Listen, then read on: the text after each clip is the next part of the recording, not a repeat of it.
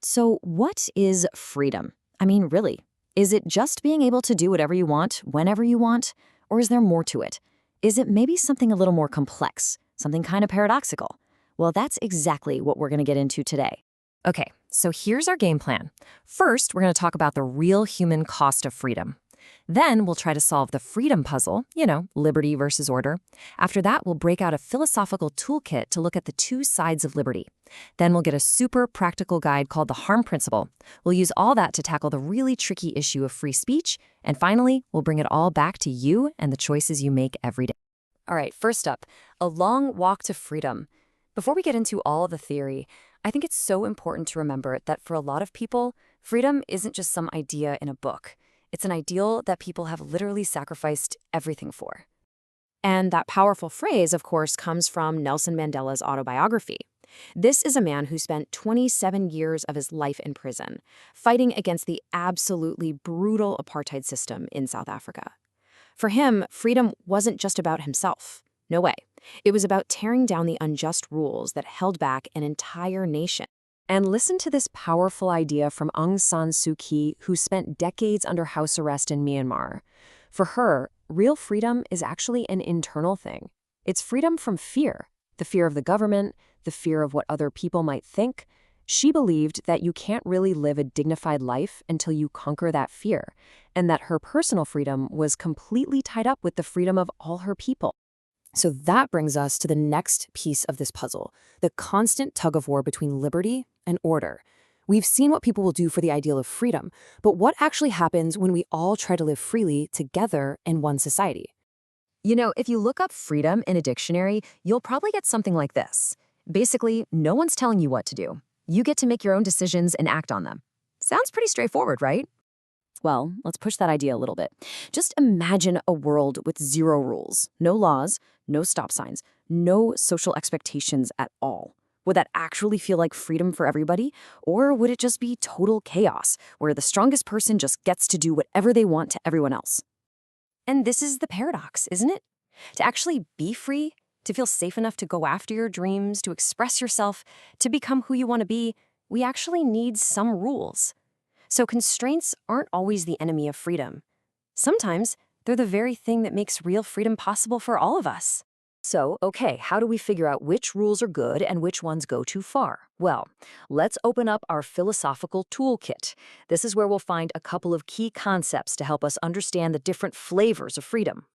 Okay, this is a really cool concept, so let's break it down. On one hand, you've got what's called negative liberty. Just think of this as freedom from. It's freedom from other people interfering in your life. It's about having a protected bubble around you where you're the boss. The big question it asks is, over what area am I the master? Now, on the other hand, you have positive liberty. This is freedom too. It's not just about being left alone, it's about having what you need to actually go out and do things, to reach your potential. It asks, who governs me? And the hope is that the answer is, I govern myself.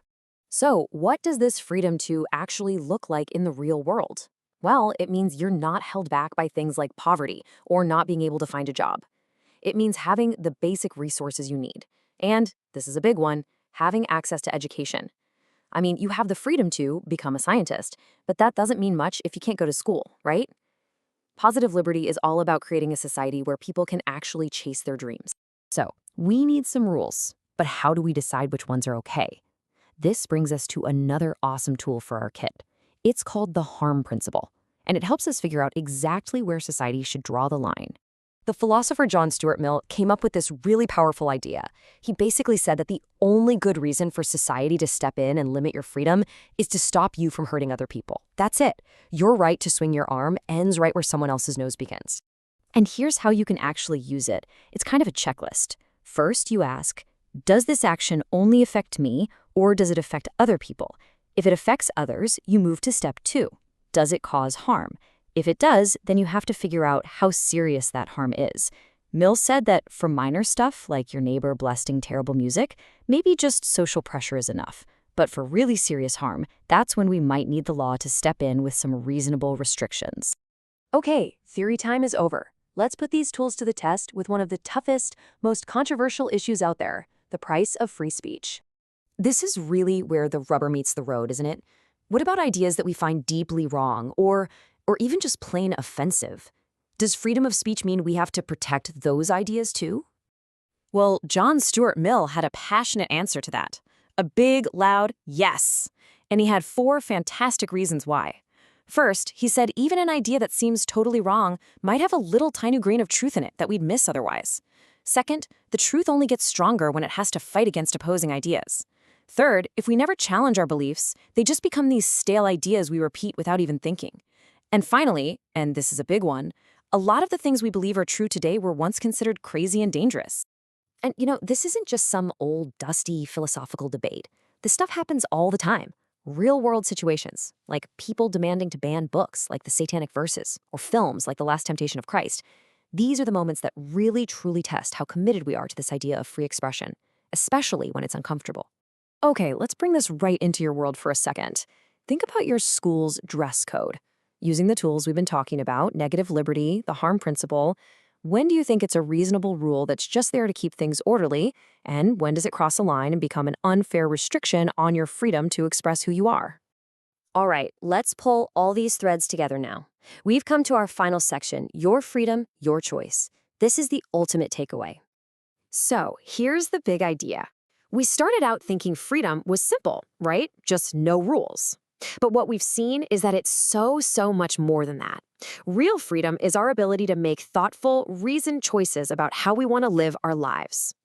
And here's the other side of that coin, something you absolutely can't separate from it: responsibility.